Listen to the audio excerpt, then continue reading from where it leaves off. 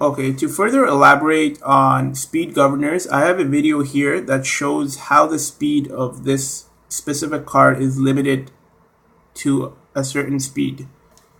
So this video is right off YouTube. It's titled Chevy Impala Top Speed 2009. So I'll just play it.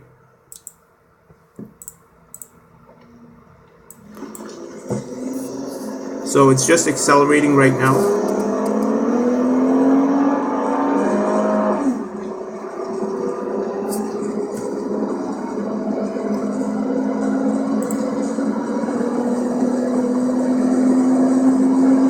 So the speed is written on miles in this specific car.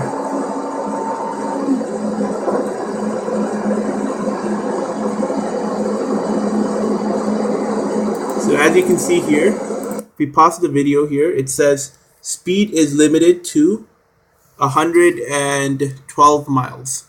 So this is an example of a speed governor. The speed of this car will not exceed whatever, it's 122 miles or whatever. So no matter how much he pushes it, it just won't increase any speed. So pretty much having 140 here, there's no point of having that because the car will not go faster than that. So this is just a practical example of the speed limiter and how it works, which is really not necessary in a car because if people follow the speed limits, you don't need something like a speed limiter implemented in your car because it is a costly feature to add right onto the engine. So my next artifact is sensors. So another feature that has been implemented into modern vehicles are sensors. These sensors tell the driver if he or she is too close to an object and helps prevent the driver from hitting objects that may not be in his or her view.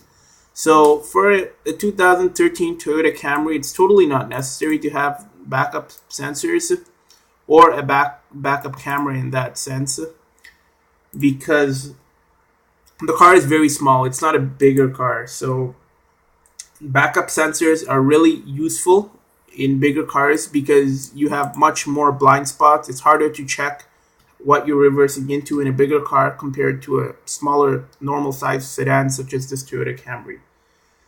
Sensors are also Sensors also work by telling you who's in your blind spot and who is not. That's also somewhat useful.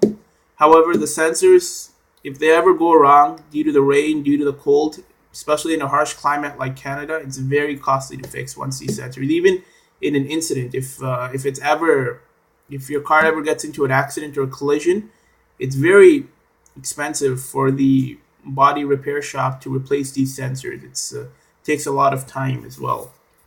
So these sensors work by the use of ultrasound radio waves that are emitted by the sensors.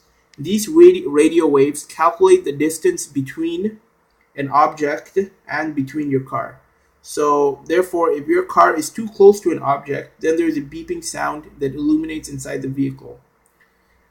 And this indicates how close you are to an object. And this sound just keeps getting louder and louder the closer you get to an object. And eventually, when there is a constant beeping sound inside the car, it means don't back up anymore. There's an object behind you.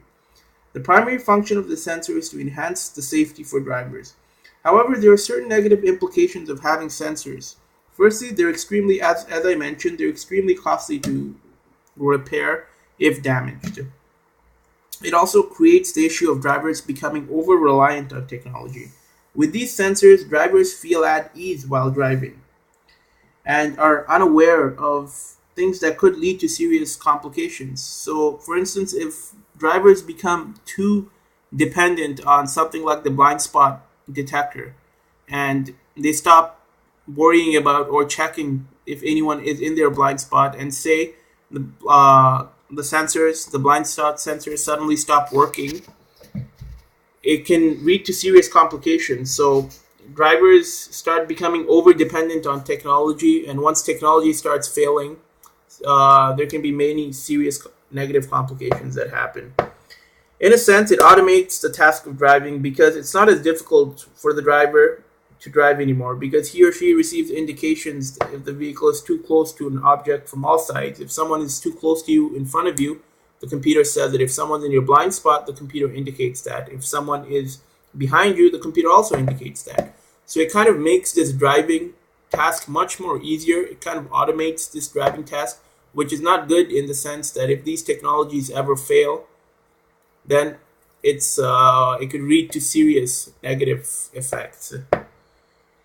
And moreover, as I previously mentioned, the more gadgets you have in a car, the greater is the susceptibility that the greater is the mechanical costs associated with fixing these multimedia outlets if they ever do go wrong. So with that said, I'd like to conclude at this point in time by restating my thesis once again, which is that digital technology is not a requirement for cars to function efficiently. Comparing cars in the past to newer cars that are loaded with various digital technologies shows that the cost of mechanical repairs has only increased as a result of these added technologies. Thank you for listening. Have a great day.